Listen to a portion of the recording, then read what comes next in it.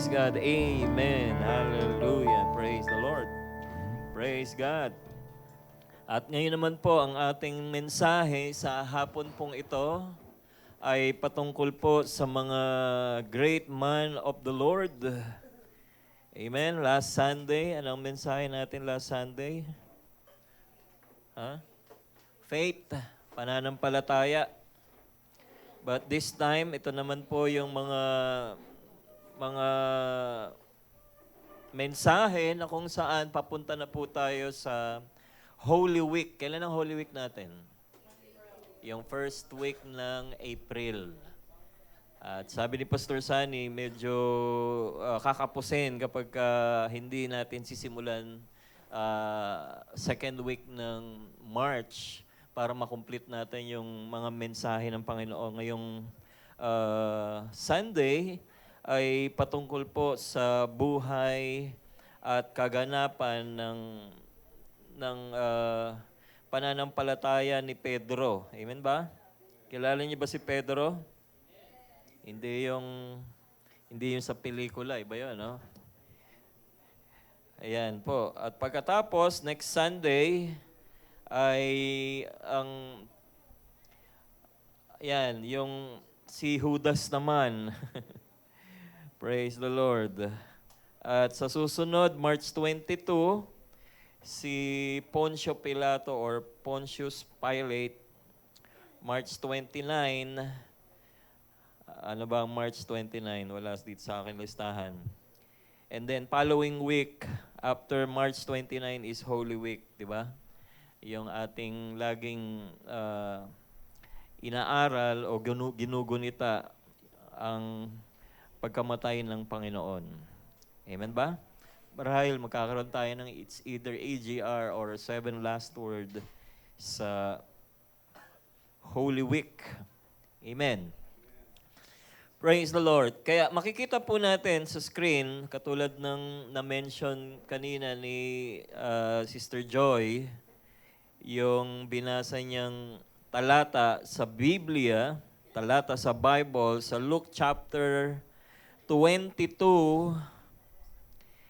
verses 31 to 32, pero makikita niyo dito sa screen na si Pedro ay sa likod niya, hindi niya alagang mga manok po ito. No? Mga simbolo na totoo ang sinabi ng Panginoon. Amen? And then, ang sabi ng manok dyan, before the rooster crows, you will deny me 3 times. Matthew 26, verse 34. Kaya hiyang-hiya itong si Pedro dyan sa screen. Pero bago po yan, ano nga ba ang nangyari? Dito sa ating outline, si Pedro bago niya pinagkanulo o deny Jesus, pagka pinagkanulo, medyo malalim na Tagalog po yun. Ano mga modern day na pinagkanulo? Pinagtanggi, no? Tinanggi. Yon, pinagkaila. O kaya dinedma sa madla. Mga ganyang word, no?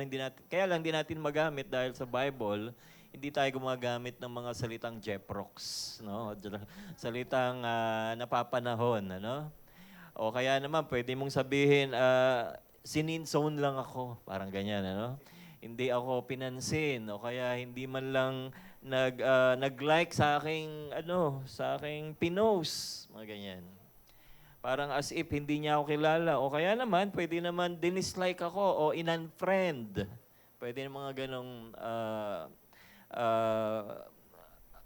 context dito po. Pero mas malalim po ang nangyari kay Peter.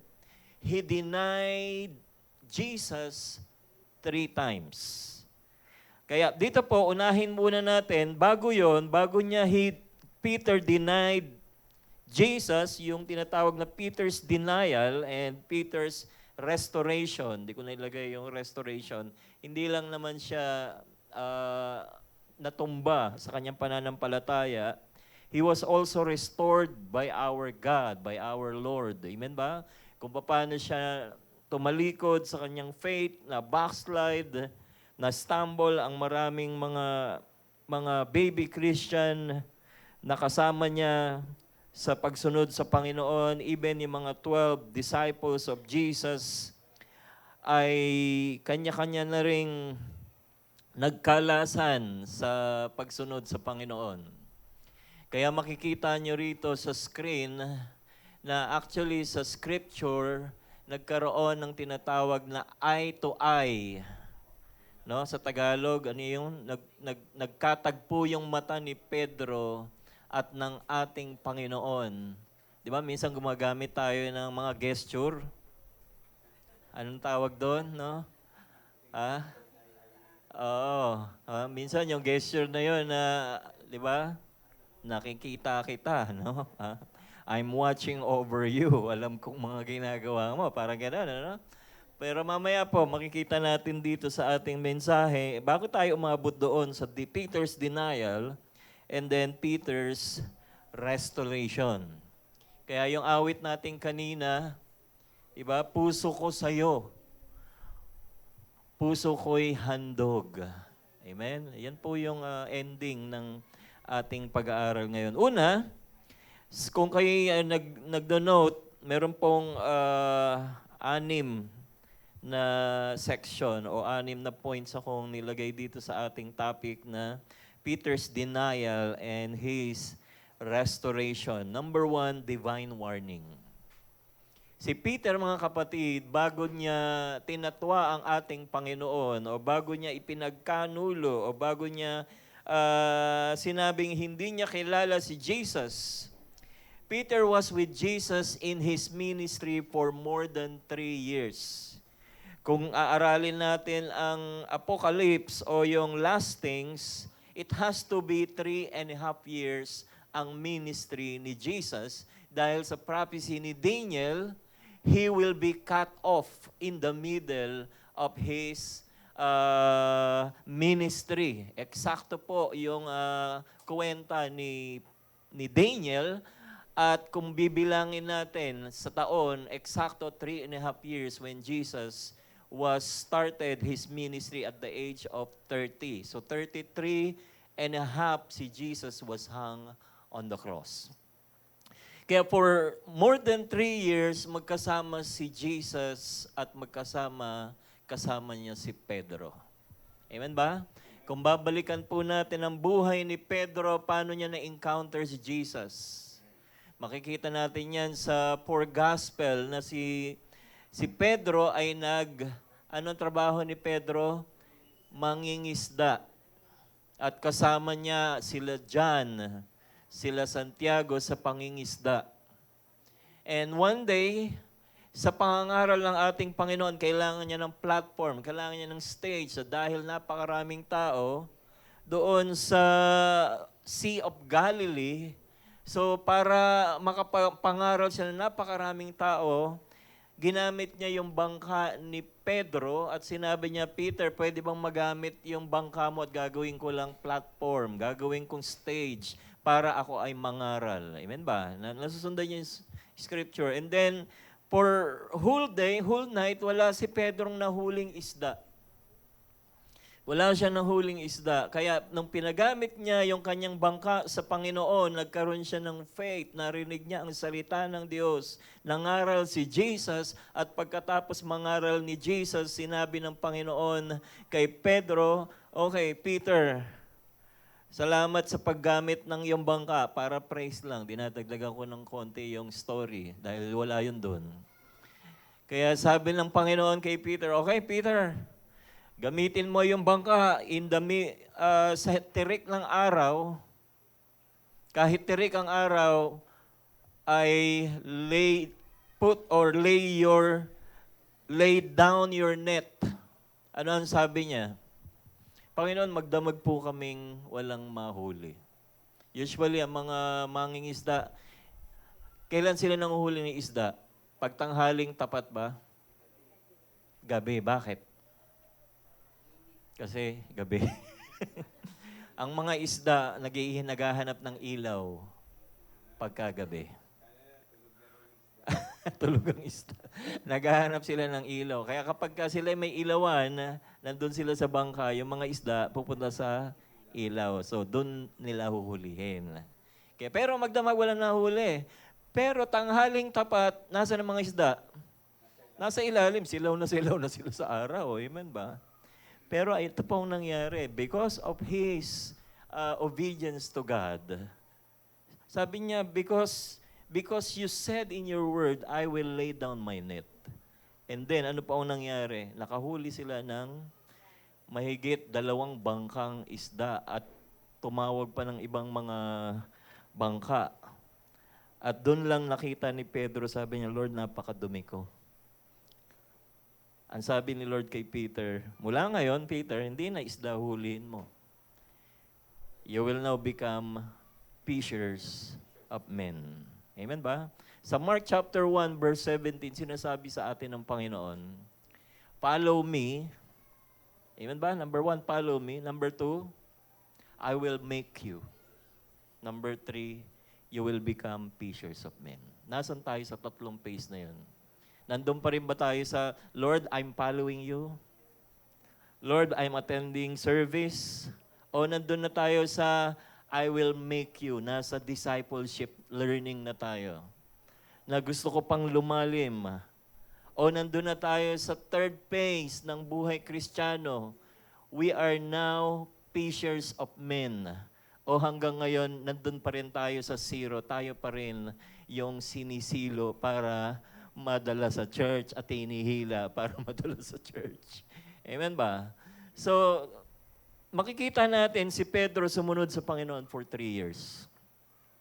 Sumunod siya sa Panginoon at nakita niya yung miracle ni Jesus, nakita ni Pedro yung liwanag ng Panginoon, yung Holy Spirit bumaba, nasaksihan ni Pedro, yung mga may sakit, may karamdaman ay gumaling. Nasaksihan ni Pedro na yung patay na si Lazarus ay nabuhay. At nasaksihan ni Pedro, nakita niya yung kanyang mga ninuno.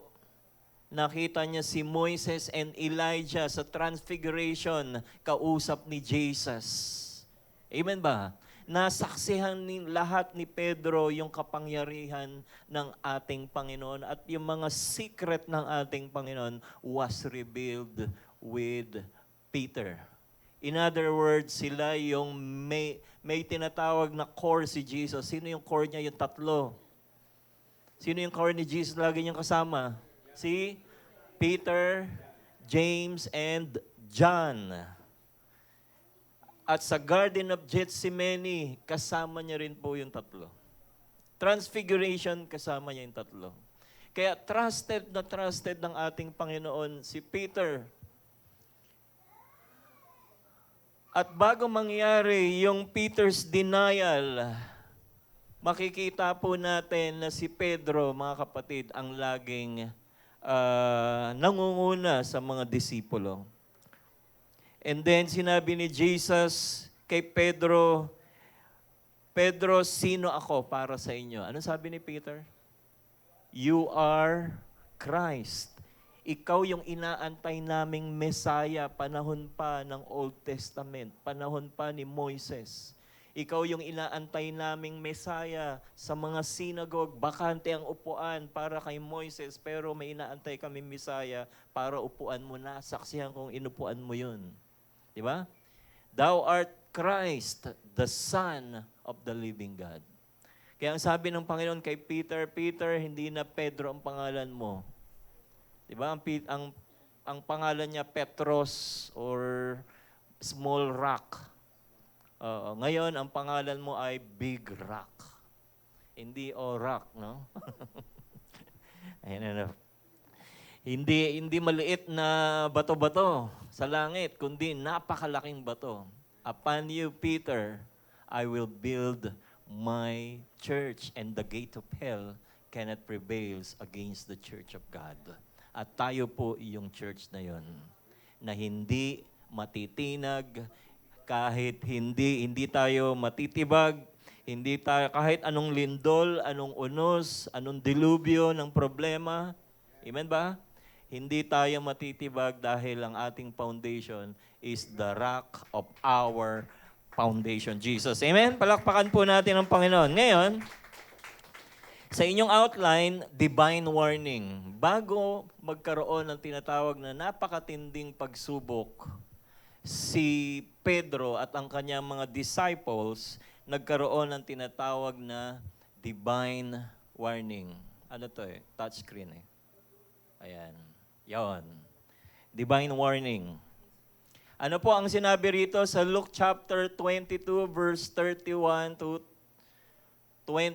32. Basahin po natin. And the Lord said, Simon, Simon, indeed, Satan has asked for you that he may sift you as wheat. So this time, hindi tinawag ng Panginoon si Peter na rock. Amen ba? Divine warning. Ang sabi ng Panginoon kay Pedro, tinawag niya sa luma niyang pangalan. Mapapansin natin bakit tinawag ni Lord si Peter sa kanyang lumang pangalan. Kung ikaw ay may nickname na dating ang pangalan mo ay Mandu, no? Mandu. At sasabihin ni Lord, ikaw ay Generous. Dating Mandu, Mandurugas. Parang gano'n, no? Or dati niyang pangalan yon, no? Na parang kulang, napakaliit na Pedro, Simon, Peter. Pero tinawag niya ulit sa luma niyang pangalan. Dahil alam niya, si Peter ay babalik sa dati niyang ugali. Dati niyang pagkatao. And the Lord said, Simon. Mapapansin po natin na Jesus is giving us divine warning. Sabi mo sa katabi mo, divine warning. Ang sa Tagalog doon. Ha? Babala. Ang galing, ha? Ang galing. Banal na babala. Kapag minsan yung Holy Spirit sinasabi sa atin, anak, di ba? Maten ka sa church. Dahil yung bahay na tinitiran mo, masusunog, maliligtas ka. Parang gano'n, may divine warning. Nasubukan nyo na ba yun? Di ba? Yung parang, buti na lang, matenda ko. No? O kaya naman, buti na lang, ginabayan ako ni Lord. Buti na lang, hindi ako na-scam. Parang gano'n. Buti ko na, hindi na lang na-click. No? Yung mga link na yan. O nga, based on click, nasa 8 billion na nawawala sa mga Pilipino. No? Taon-taon dahil sa scam. Kaya mag-iingat tayo, no? Meron divine warning din para sa ating mga negosyo. Marahil sinasabihan tayo ng Panginoon, anak, huwag kang magdi-deal with that person. Diba? Scammer yan. O kaya huwag kang lalapit dyan, kundi BI yan o bad influence person. Huwag mo silang samahan. Pero this time, ang sabi ng Panginoon kay Peter is, Simon, indeed Satan has asked for you. Si Satanas ay humihingi ng pahintulot sa Diyos na ikaw ay parang ipa na ihiwalay sa palay. No, gumamit ng talinhaga ang Panginoon kung aaralin po natin ang wheat para yan ay makuha yung laman ng wheat, tatanggalin at iwawagayway o hihahampas-hampas. O sa ating mga Pilipino, gumagamit tayo ng bayo. No? Babayuhin ka na parang tatanggalin kang ipa sa palay. Mayayanig ka o tatanggalin ka sa iyong pananampalataya. Kung babalikan natin mga kapatid, si Job, kilala si Job? Hindi yung kapitbahay niyo, no? Si Job. Si Job, hindi siya binigyan ng divine warning. Si Job ay hindi niya alam na nagpaalam si Satanas para siya ay subukin. Di ba? Ang sabi ng Job chapter 1, ay si Job po ay laging nagpipraise and worship, nagbibigay ng alay sa Panginoon every week, pinagpipray niya yung mga anak niya, napakayaman, napakagandang lalaki, napakaganda ng mga anak niya. Ilan ang anak niya? 10. Walang divine warning siyang narinig. Pero bigla na lang nagtataka siya, yung kaniyang mga pananim ay sinunog, Yung anak niya ay tinamaan ng kidlat, 10 patay lahat. Yung kanyang mga ari-arian, mga negosyo ay ninakawan, sabay-sabay in just one day, nawala lahat yung kanyang anak at kanyang mga ari-arian. Walang divine warning kay Job. Pero nararamdaman ni Job na hindi siya pababayaan ng Panginoon. And then another, walang divine warning kay Job. Bigla na lang siyang nagkaroon ng bulutong. Tandaan niyo mga kapatid, summer ngayon, mag-iingat kayo, no? Hindi lang isa, hindi lang dalawa. Ilan ang bulutong ni Job? Buong katawan. Isipin niyo, matulog kayo. Nasa likod yung bulutong, ouchie, di ba? Tagilid. O kaya pag hindi ka makaupo, hindi ka makatayo, pati sa talampakan. Parang kulang na lang, ibitay ka, no? Kasi paano ka makakita? Nasubukan niyo na magkaroon ng bulutong. Ha? Mahirap, oh. Mahirap. Isa nga lang, talagang parang ano ka na eh. Para ka ng ewan ko, iba talaga, matindi siya. Bulutong. Pero ano pa ang nangyari kay Job? Sa huling chapter, binalik ng Panginoon lahat ng kaniyang nawala. Yung asawa niya, hindi siya iniwan, pero bago yun ay sinusumpa na siya na Job, sumpain mo na yung Diyos mo at magpakamatay ka na. Ang hirap ng may asawang ganun, ano? Imbis na i-encourage ka. Pero hindi sinabi ng Bible na hiniwalay niya si Job. So, he was stick with Job at nagkaroon pa sila ng 10 anak. Walang divine warning, pero Satan has challenged the Lord if Job is faithful to God. Amen ba? Marahil, nagpaalam din itong si Satanas. Tinan nga natin kung itong si Pedro na gagawin mong leader ng church, mananatili sa'yo. Tingnan nga natin, marahil nag-usap sila, hindi sinabi ng scripture, pero sa Job, makikita natin, nagpaalam itong si Satan to God. Kung saan sila nagkakaroon ng meeting, yung mga angels of God, pati si Lucifer, dating Lucifer na naging Satan, sumama sa meeting nila. Amen ba? Nagkaroon ng divine warning. At marahil siguro, hindi sinabi sa scripture, nagpaalam si Satan, lahat ng nangyayari sa ating buhay, sabihin mo sa katabi mo, nagpapaalam ang dyablo bago ka subukin.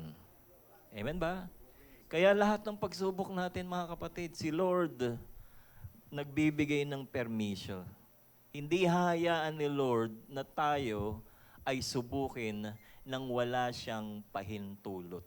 Kung si Satanas ang iyong adversary, yung kalaban mo. Amen ba? Dahil si Satan, may mga ano yan eh.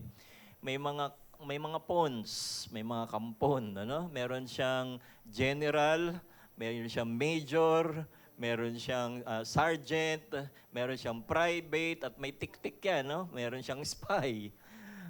Pero kapag hindi kaya ng mga general niya, sabihin ni Satan, hindi niya pala kaya yan, ako na. No? Pag siya na ang ayan na, magpapaalam siya. Dahil mas matindi na ang iyong kaaway, yung pinakakampon at may-ari ng mga kampon ni Satanas, kundi siya mismo. Amen ba? Kaya dito po makikita natin na nagkaroon ng divine warning. Alam ng Diyos ang nangyayari sa atin. Kahit ano pa man ang iyong pagsubok na dinadaanan, alam ng Diyos. Katulad ng awit ni Gary V. Diba? Anong awit niya? Yung may question siyang awit, natutulog ba ang Diyos? Natutulog ba? Pero hindi natutulog ang Diyos. Amen? Dahil ang Diyos, God is sovereign God. He knows everything and God is in control. Amen ba? Ina-architect ng Panginoon yung mga nangyayari. Verse 32, sa next, una divine warning, ano yung ginawa ng ating Panginoon? Intercession of Christ. Pagkatapos ni Jesus na bigyan ng babala itong si Pedro, sinabi ng ating Panginoon kay Pedro, Pedro, ikaw ay daranas ng pagsubok at gusto ng dyablo na ikaw ay patayin. Gusto ng dyablo na ikaw ay physically patayin, spiritually patayin, tanggalin sa iyong pananampalataya. And then, anong sabi ni Jesus sa verse 32? But I have prayed for you. Tandaan natin mga kapatid, na kapag in the middle of our challenge sa buhay, nagkakaroon tayo, pastor, hindi mo lang alam yung nangyari sa akin. Parang ganun, ano? Kung alam mo lang, hindi mo nararamdaman yung sakit, yung hapdi. Napakasakit, pastor. Tandaan natin, kung ang iyong pastor hindi kayo pinagpipray, Jesus prayed for you. Amen ba? Praise the Lord. Jesus prayed for us. Nananalangin ang ating Panginoon sa bawat isa sa atin. Kaya huwag nating sabihin, Lord, nasaan ka? But I have prayed for you that your faith should not fail. Huwag kang mawala sa iyong pananampalataya, huwag kang bumagsak, huwag kang bumalik sa dati mong ginagawa. Amen ba? Minsan siguro iniisip na natin, ayoko nang matin dyan sa church na yan, puro chismis. Parang gano'n. Diba? Parang showbiz. Ayoko nang matin dyan, hindi ako i-encourage, puro patama. Lahat na lang ng outline ng pastor, puro sa akin. Pagka tinatamaan tayo mga kapatid, ibig sabihin nangungusap si Lord. Alam niyo, special kayo kung ang pastor gumawa ng outline specific for you. Alam mo, napaka-special mo naman, mga kapatid. Ibig sabihin, yung 2 oras, 3 oras, yung 1 linggo niyang pag-iisip, tinutok niya para sa'yo. Napaka-special mo, kapatid. Bigyan mo ng reward yung pastor mo, gumawa ng outline para sa'yo. Hindi po yun. Napaka-special mo pagka gumawa outline yung pastor. Dahil yung pastor, kung ikaw ay may problema, kakausapin ka hot seat one-on-one. Amen ba? Pag ang pastor mo, dinadalaw ka sa bahay, ayan na. No? Ayan na yun. Yan ay mensahe niya para sa iyo. Pero pagka nasa congregation, it is the word of the Lord for each one of us, the Rhema word of God. Amen? But I have prayed for you that your faith should not fail. Nananalangin ang ating Panginoon sa atin, sa bawat isa sa atin, mga kapatid. Amen ba? Alam ni Jesus na si Pedro ay magkakaroon ng tinatawag na pagbagsak sa kanyang pananampalataya. Alam ni Lord kung kailan tayo babagsak sa ating pananampalataya. Alam ni Lord kung kailan tayo magkakaroon ng napakatinding suliranin sa buhay natin na hindi pa natin naranasan nung tayo ay sinilang. Amen ba? Sabi ni Jesus sa Luke chapter 17, that you will be stumbled. Ano ba pagkakasabi ni Jesus? Basahin ko nga, mga kapatid. Sinasabi ni Jesus, walang exemption. Everybody will be stumbled. Luke 17, then Jesus said to his disciple, it is impossible that no offense should come. In other words, alam ni Jesus na tayo one day ay ma-offend.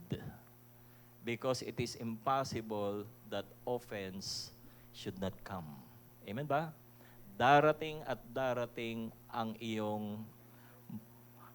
ang magbibigay sa iyo ng, ano ba stumble? Yung stumble, yung ayaw mo nang sumunod sa Panginoon dahil ikaw ay natalisod. Dahil ikaw ay nasaktan ng isang taong yun. Yan po sinabi ni Jesus. Oh. It is impossible that no offense should come. In other words, no exemption. Everybody will experience it.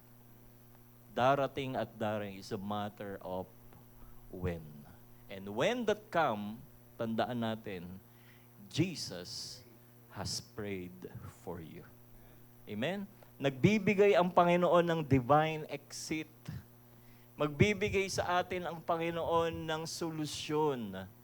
Kung naiisip mo wala nang solusyon, ayoko na, isarado na ang tindahan, no? Hiwalay na ang dikolor sa puti at sa itim. Tama ba yan? May pula, no? Hiwalay ang dikolor. Dikolor is red. Sa puti, no? Kaya pag maglalaba kayo, huwag niyo isasabay ang dikolor at saka sa puti, di ba? Parang gano'n, no? Hiwalay na. Wala nang pag-asa. Yung nangyari sa Iran, konti lang ng side. Bago sila ginera sa Israel, ang pangalan ng kanilang operation is Roar of Lion. Magamit sila, no? Judgment of Jesus. Inuuna nila. Pero sa English, sa Amerika, ang tawag nila is Fury. No? Tama ba? Yung fury, yung galit. So, bago nila ginera ang Iran, several times nagbigay ng warning. Ilang beses silang binigyan ng pagkakataon ng Amerika. Di ba? Tigilan nyo na yung paggawa ng nuclear bomb na mamamatay milyong-milyon tao pag may nilaunch kayong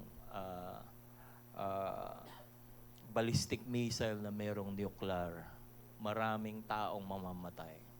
Isipin nyo na rin ginawa ng Amerika noong time nung Japanese era. Ano yung pinadala ng Amerika sa Japan? Diba? Atomic bomb. Ilan namatay? 10,000.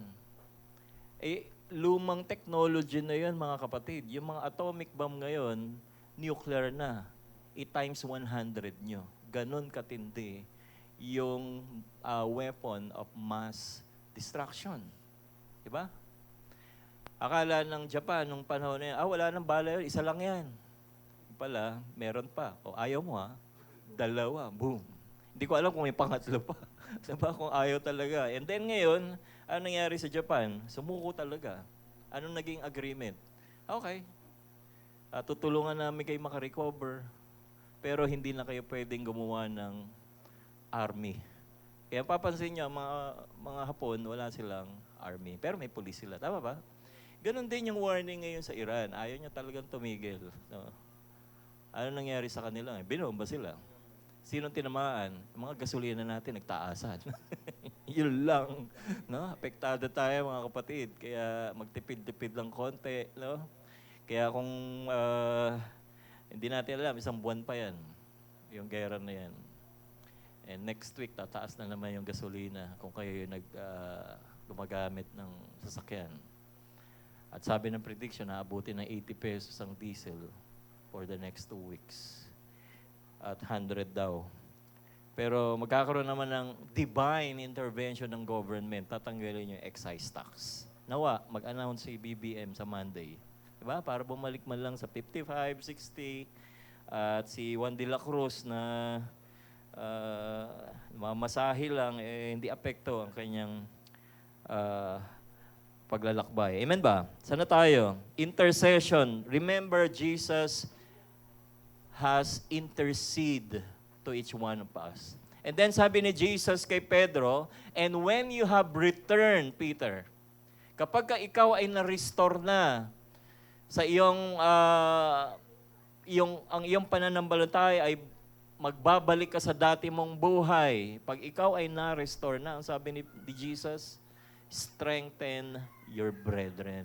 Kung ikaw naman ay lumakas na, sabi ng Panginoon, yung mga kasama mo, palakasin mo rin sila.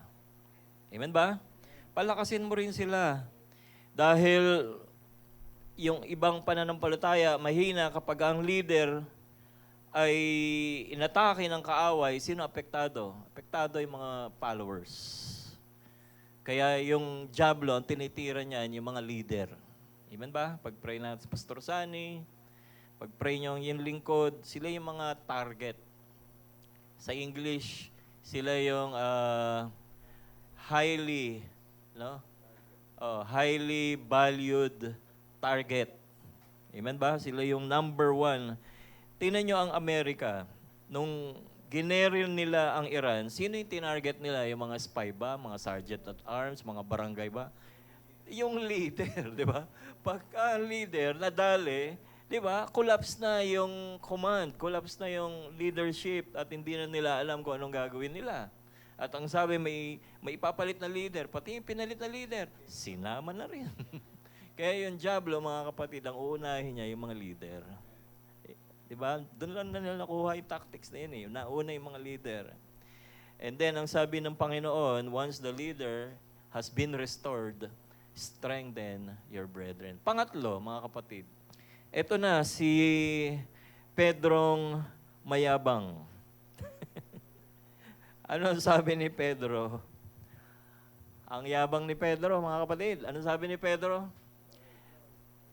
And Peter said, Lord, I am ready to go with you both to prison and to death.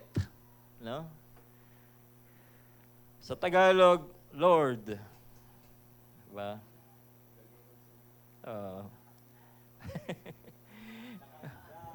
Bago, dadaan sila sa ibabaw ng aking bangkay. Wow, parang gano'n.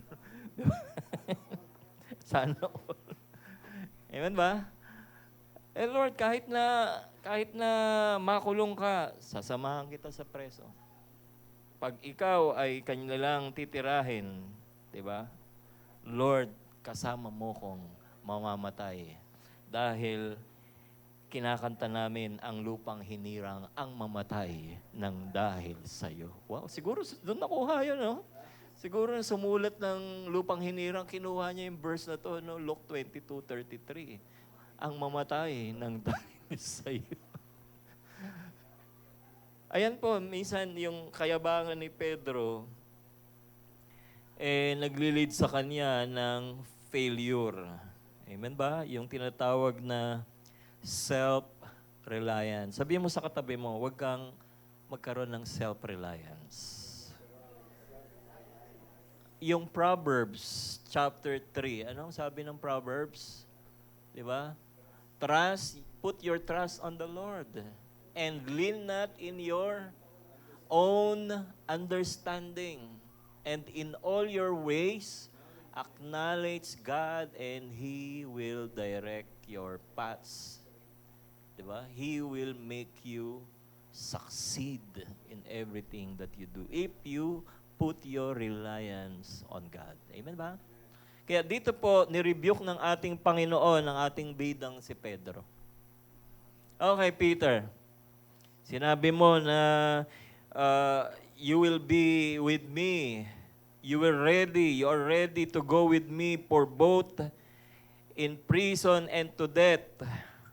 Ito na yung pang-apat, the specific prophecy. Remember, alam ni Lord ang nangyayari sa atin. Diba ba?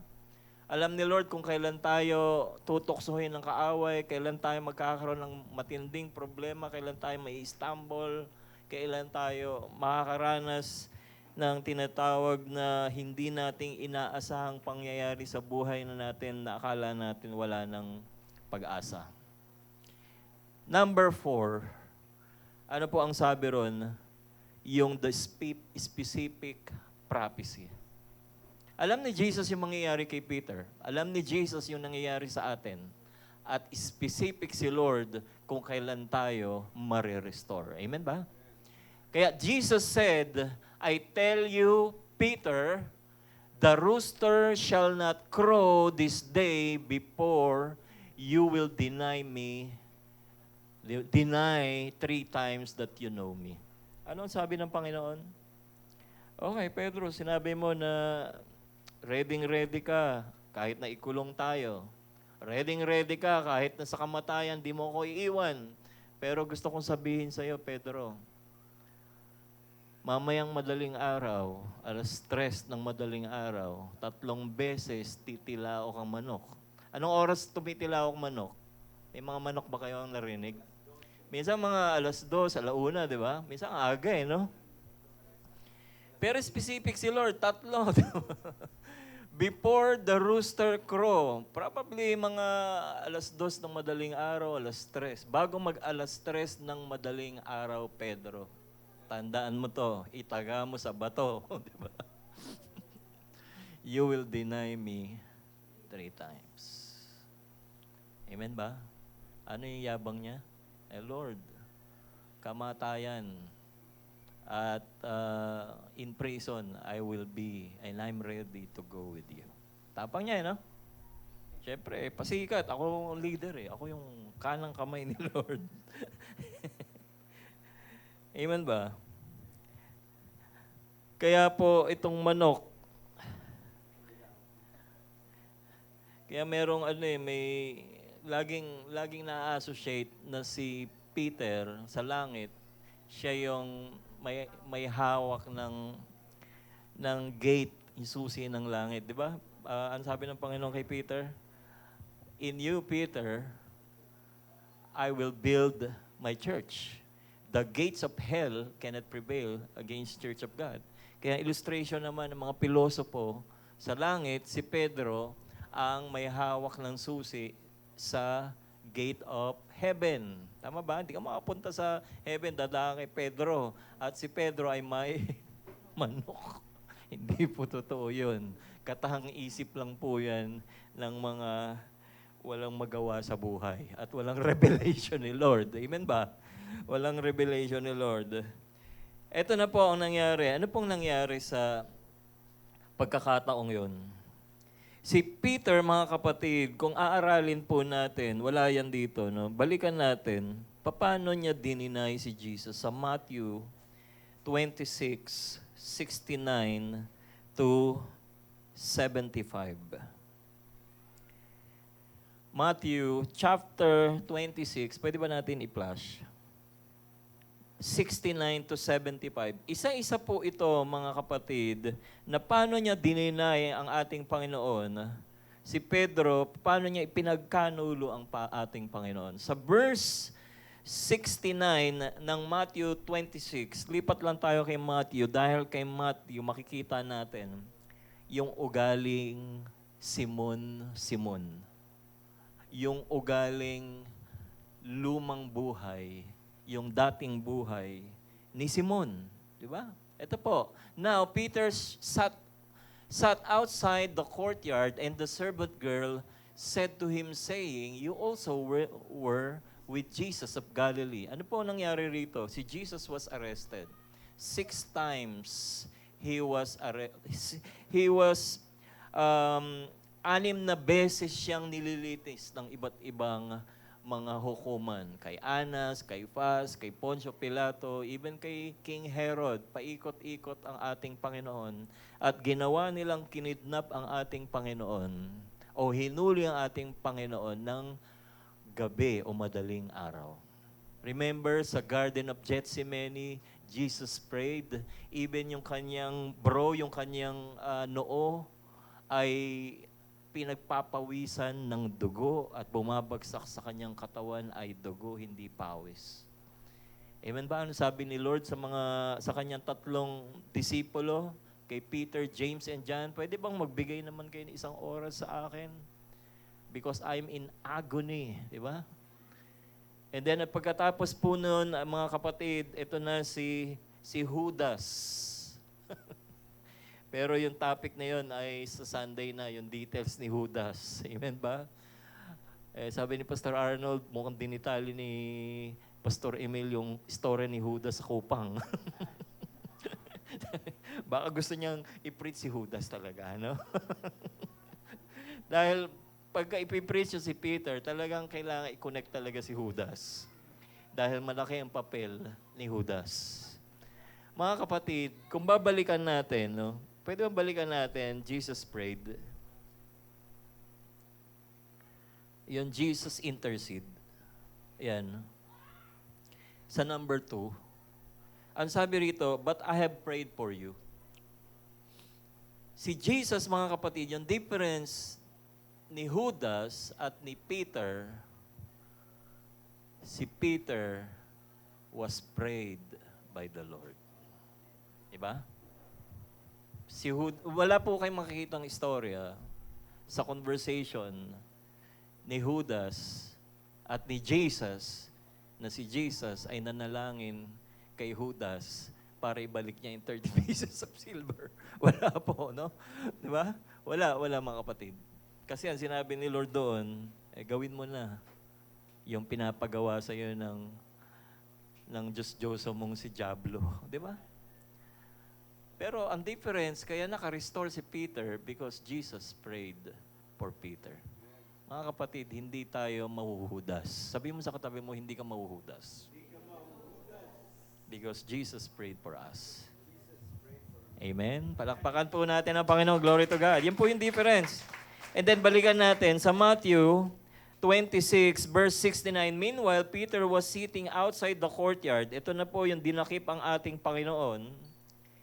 And then a servant girl came over and said to him, "You were one of those with Jesus the Galilean." Ano ang sabi ni Pedro? Verse 70, next. Ayan na po, yung first denial. And Peter, he denied it before them all. Marami sila na sinasabi rito, no? Sa dami ng tao doon, mga kapatid. Pero sa ibang scripture, ay nag-iinit ng kamay si Pedro doon dahil malamig, sa circle. Sa lahat ng mga tao doon, sinabi niya, hindi ko kilala yung si Jesus na yan. Wala akong kinalaman dyan. Subukan niyo na yan. Diba? Tagalan Church ka ba? Hindi ako Tagalan Church. CF ako. Diba? Pag narinig ni Pastor Sani yan, ganon.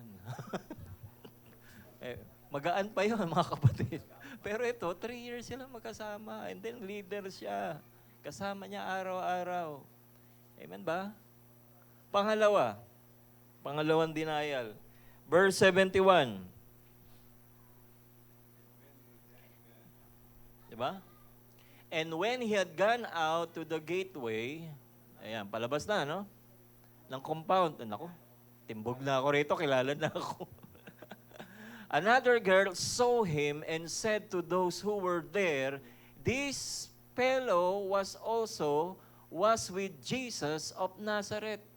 Etong si Pedro na to, kilala ko to. Di ba? Kasama niya si Jesus.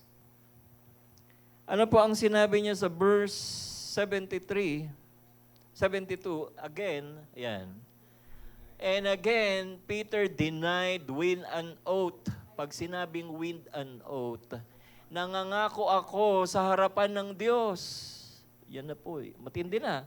Yung kanina, sinasabi niya sa crowd, "Oy kayong lahat, no? Nakikinig. Hindi ko kilala si Jesus na yan." Medyo tanggap pa eh. Diba?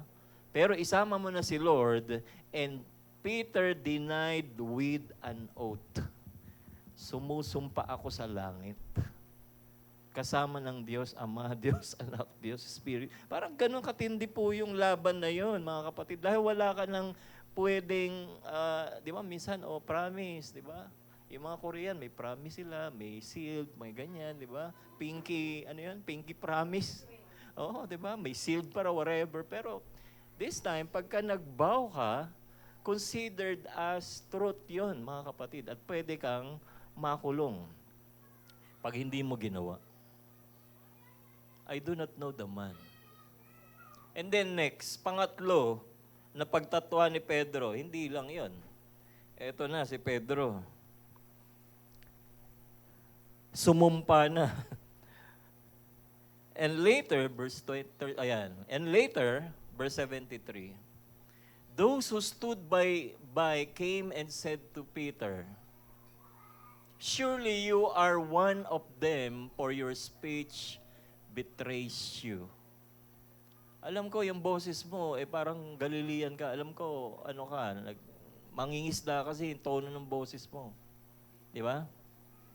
Ewan ko kung alam ninyo, sa Marikina, nung kami nasa high school, pagka yung taga Marikina, ang salita nila, yung mga taga Kalumpang, may tono yung boses nila. Siguro Kalumpang ka, no? Ng Kalumpang ka, Marikina. Alam niyo yun, yung tono nila. May parang, kumbaga sa Batangas, may ganun sila na tono. Alam mo na taga Marikina, di ba? Oo, may tono na iba. Oo, may ganun, may marka yung kanilang tono. Kaya dito, alam nila na itong si Pedro kasama ng ating Panginoon. Pero this time, ano po ang klase ng denial na binato ni Pedro sa mga tao? Verse 74, I swore. Oh, he began to curse and swear. Matindi yung curse, mga kapatid. Mamatay man ako. Parang gano'n, ano? Mamatay man yung angkan namin. Grabe ito. Pero sa iba, siguro, baka galit na galit sa mga tao doon, no? Diba? Pwede yun. Kinikurse yung mga tao doon.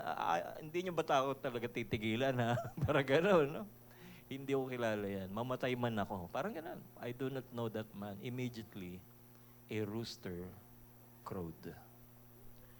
Pero sa ibang translation, sa ibang verse, makikita ninyo, mga kapatid, nire-reference ko lang, yung una doon, yung sinita siya ng babae, ang pangalan doon ng babae sa John 18, and Simon drew, ito, sa John 18:26, one of the household slaves of the high priest, a relative of the man whose ear Peter had cut off, asked.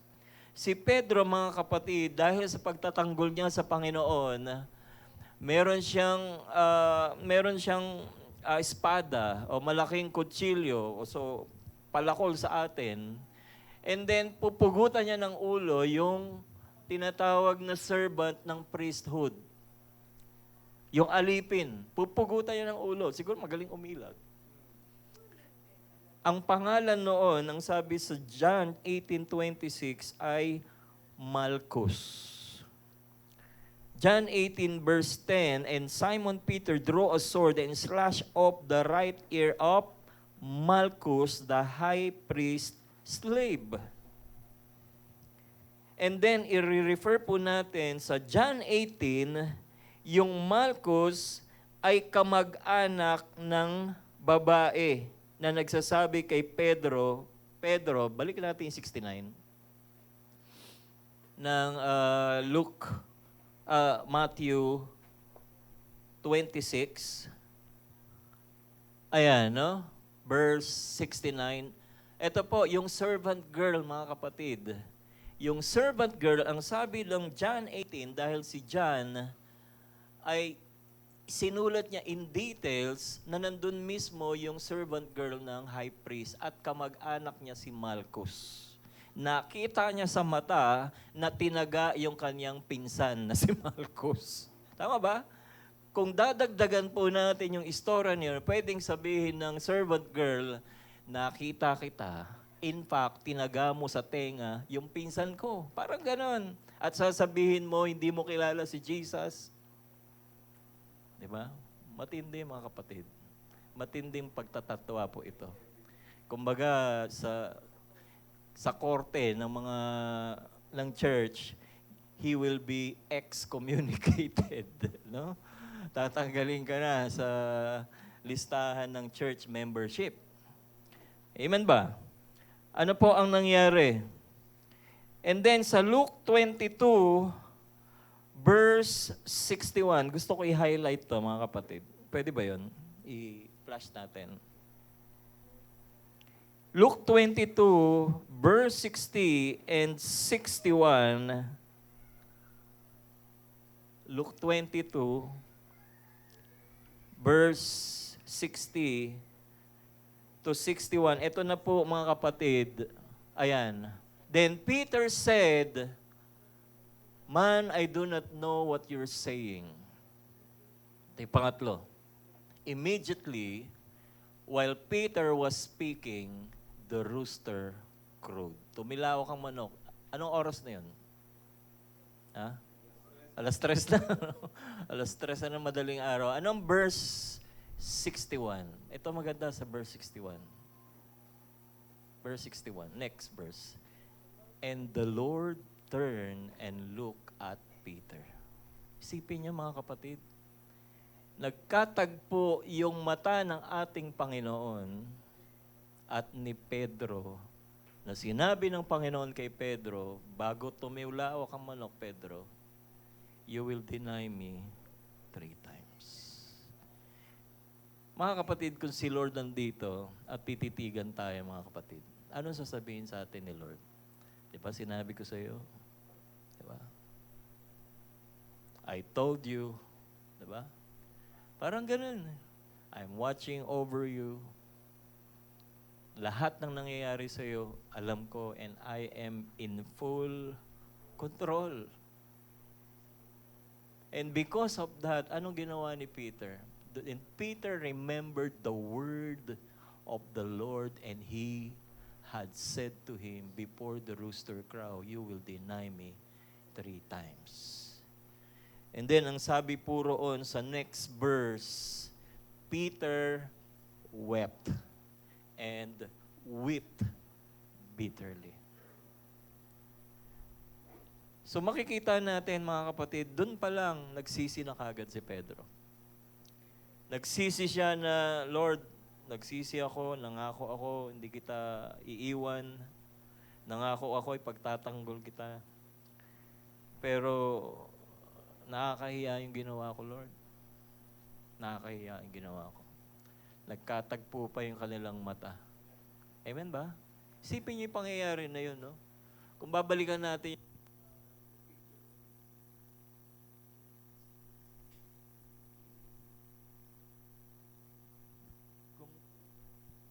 kung babalikan natin yung picture ko.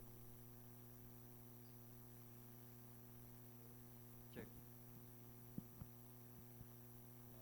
Check. Hanging sound. Hello. Yan.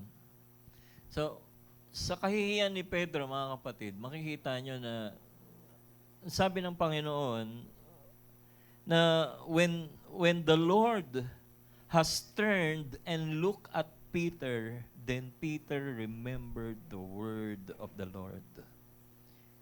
That he said to him, before the rooster crows, you will deny me 3 times. So Peter wept and wept bitterly.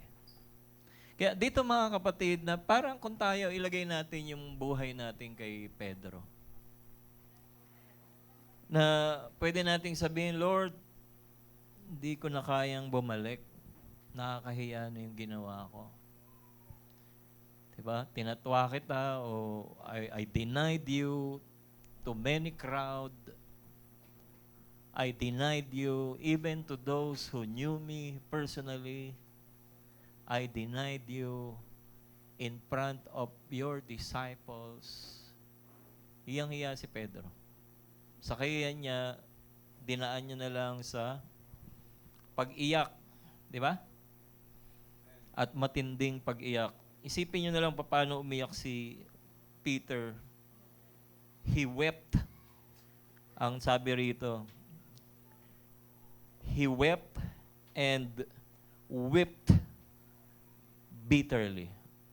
Na mabigat. Amen ba? Mabigat na mabigat sa kanyang puso. Pero makikita po natin, kung babalikan po natin sa ating outline, after ng incident o after ng tagpong ito kay Pedro, ang ating Panginoon, after 3 days, He was raised from the dead. Amen ba? At pagkatapos mga kapatid, nagpakita ang Panginoon sa more than 500 followers of Christ, including yung 11 disciples. Kasi si Judas, nagpakamatay na in time na to. Tama ba? Nagpakamatay si Judas. Pareho silang nagsisi, pero si Judas, pinatay niya yung kanyang sarili. Kaya dito po makikita natin, si Lord, kapag ka nagkamali tayo, paulit-ulit tayong nagkakamali, paulit-ulit natin binibigo si Lord.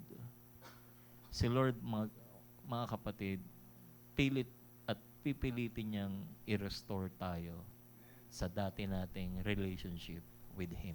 Amen ba?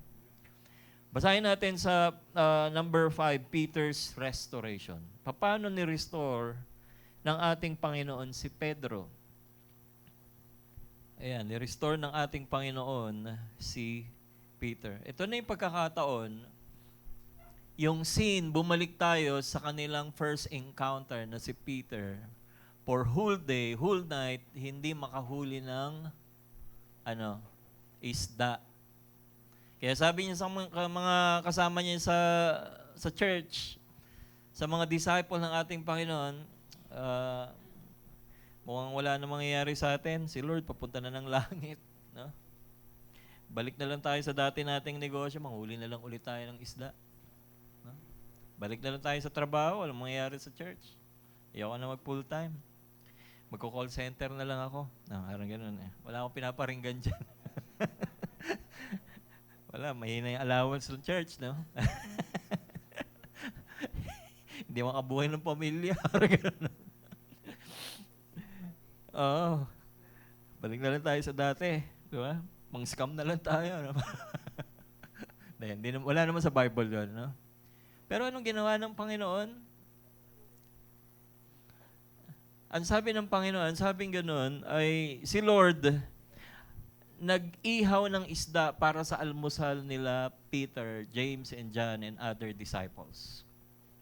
At sinabihan niya yung kanyang mga disciple na wala kayo nahuli magdamag, doon naman sa kabilang side ng boat, makakahuli kayo ng isda.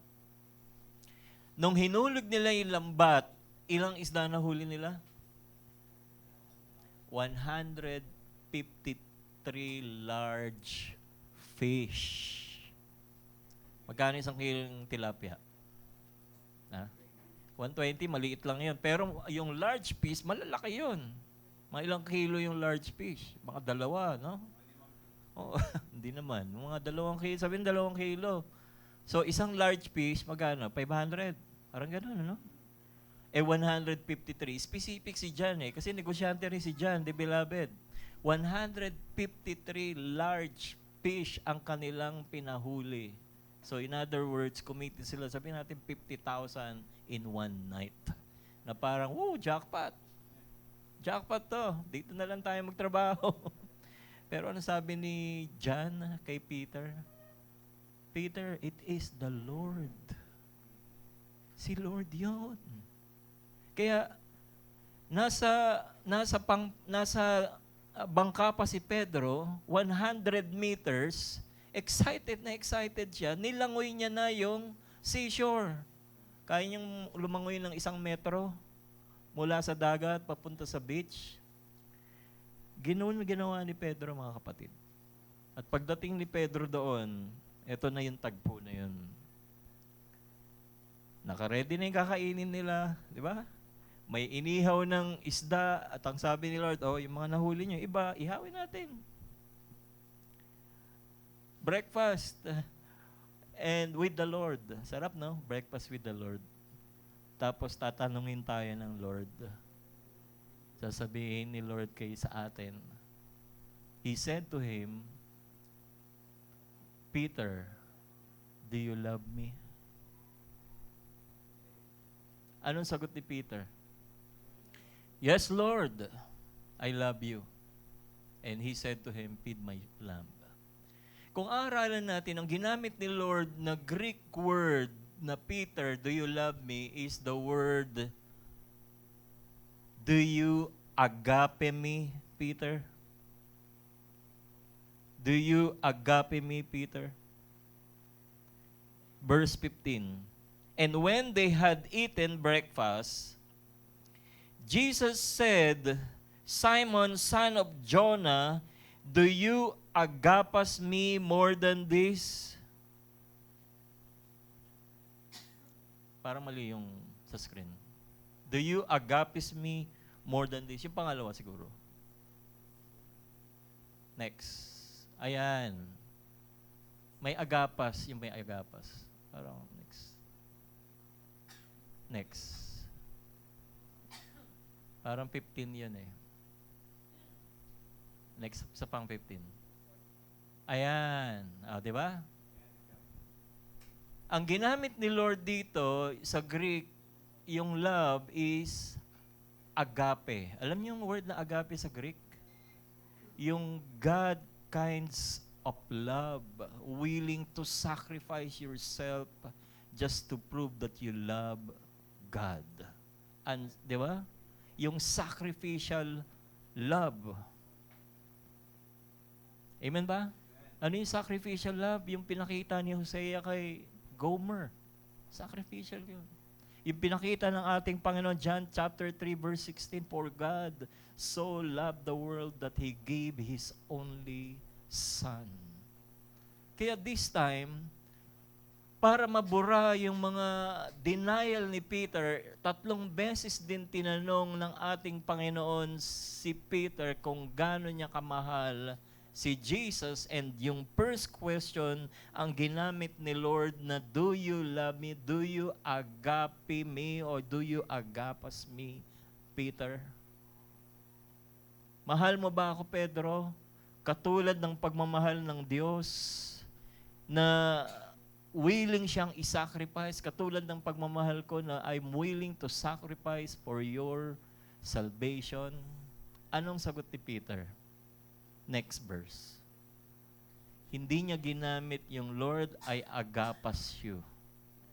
Ginamit niya is, Lord, I phileo you. Lord, hindi ko kaya. Lord, hindi kita kayang mahalin na katulad ng paano magmahal ang Diyos sa tao. Pero I love you dahil magkasama tayo ng 3.5 years.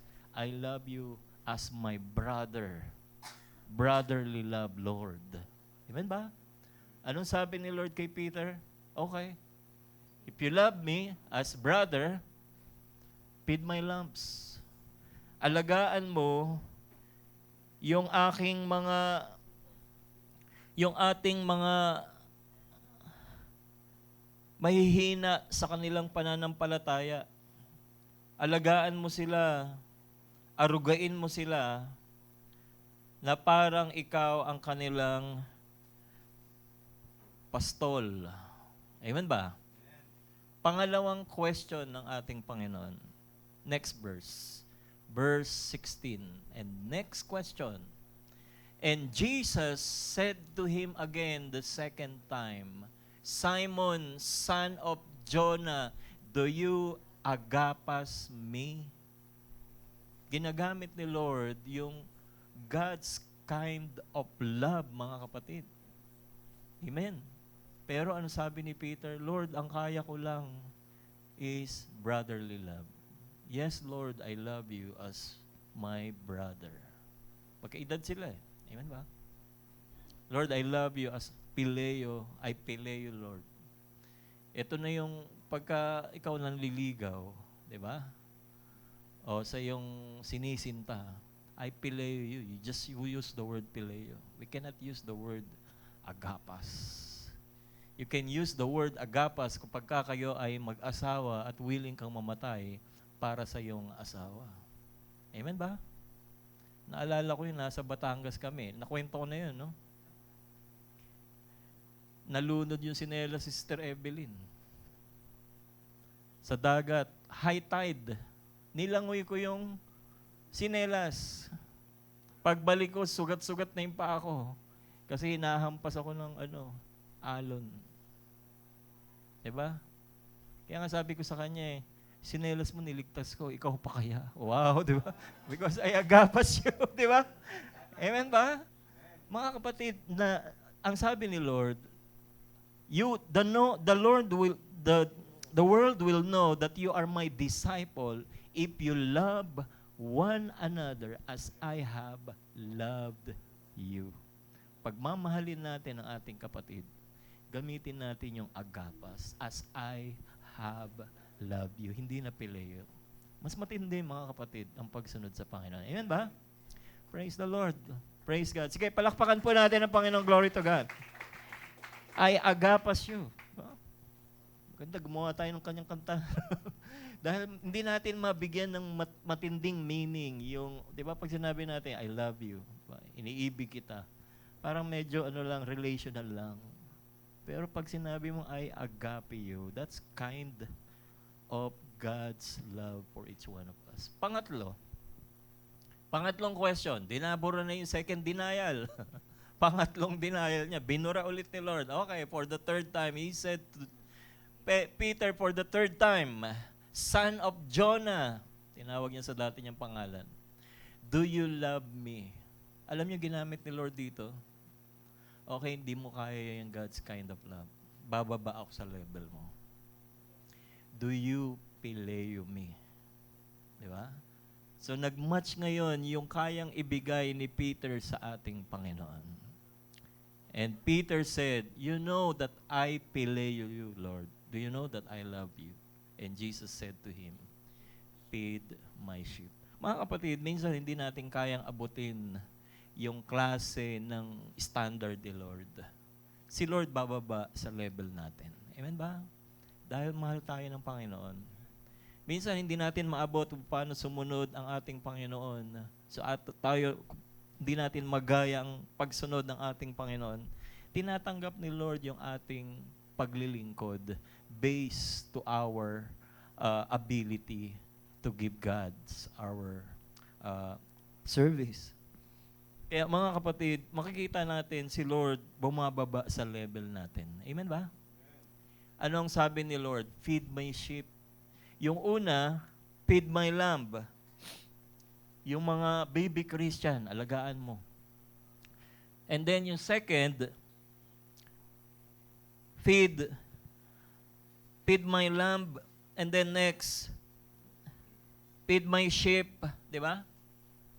And then inulit ni Lord, feed my sheep.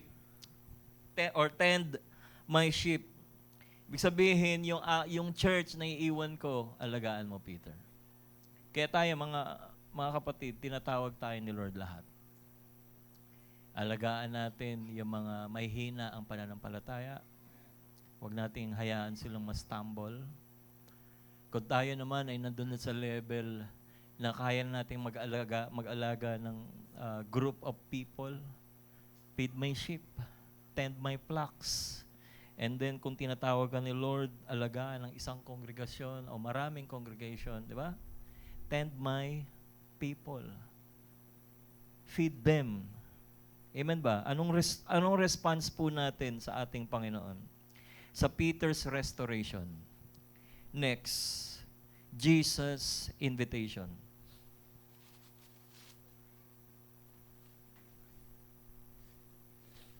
Ano po yung invitation ng ating Panginoon, mga kapatid? This He spoke, signifying of what that He would glorify God. And when He had spoken this, He said, follow me. Amen? Follow me, sinasabi ng ating Panginoon. Marahil kung tayo ilagay natin ang ating sarili kay Pedro, na, Lord, marami tayong mga promise kay Lord na gusto nating magawa.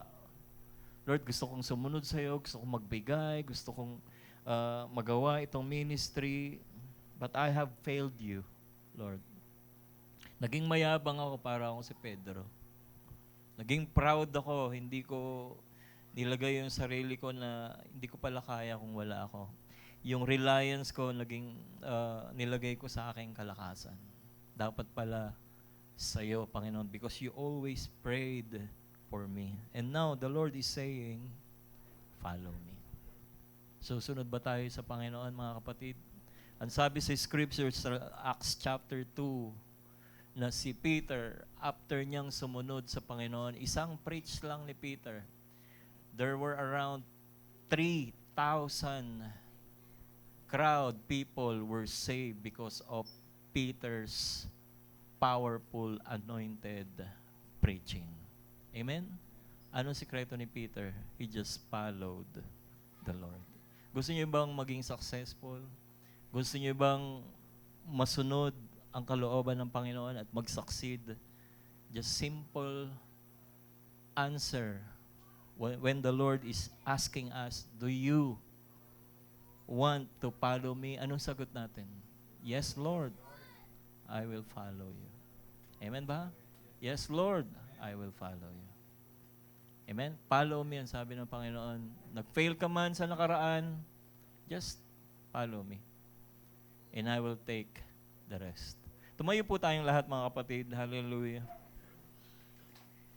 Praise the Lord. Alam niyo yung